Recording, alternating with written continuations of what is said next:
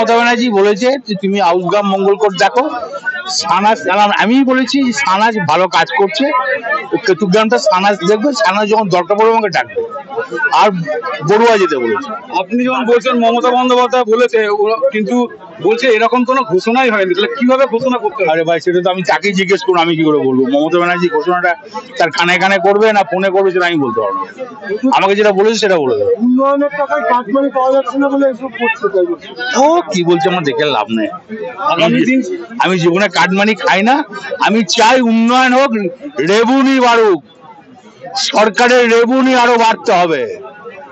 ডিএমকেও বলেছি, বারবার বলেছি সরকারের রেভিনিউ বাড়ান। আগামী দিন কি জেলা আপনি কি মনে পরিষদের করছেন নতুন জেলা পরিষদে এখন বর্তমান কাজ ঠিক চলছে? সেটা তো না, কাগজ না দেখে আমি কি করে বলবো? মানে 11তম স্থানে চলে গেল। 11তম কোন কোন ডিপার্টমেন্ট? তো একটা নয়, বহু ডিপার্টমেন্ট, সেটাও দেখতে হবে।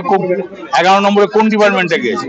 জেলা পরিষদে ওয়ান ফান্ডে অনেক টাকা ছিল, সেই টাকা কোথায়? সেটা বিকাশ দা বলতে হবে, কত ছিল আর কত খরচ হয়েছে সেটা বিকাশ দা বলতে হবে। আগামী দিনে কি জেলা পরিষদের কোনো পরিবর্তন হতে যাচ্ছে? ওই ধরনের কোনো চিন্তা ভাবনা তো নাই, করবো কেন? আমি তো কোনো করি নাই, 10 বছর বিকাশ দা চালিয়েছে, কোনো চেঞ্জ হয়েছে নাকি? বলছি এর আগে পঞ্চায়েত নির্বাচন, লোকসভা নির্বাচন হলো, পুলিশকে মারধর হয়নি, কোনো ভোট পড়েনি, কিছু করেনি। সমাজে কি সে 19-এ মারপিট হয়েছিল, 21-এ মারপিট হয়েছিল, 16-তে মারপিট হয়েছিল, 11-তে আপনি তখন থেকে সাংবাদিক আছেন না চেঞ্জ হয়েছিলেন? 11 থেকে আছেন তো?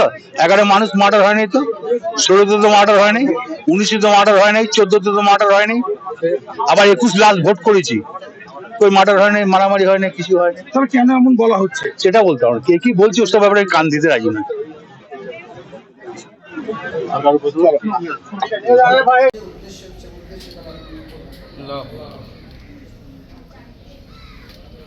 سبحان ربك رب العزة عما يصفون والسلام على المرسلين والحمد لله رب العالمين لا إله إلا الله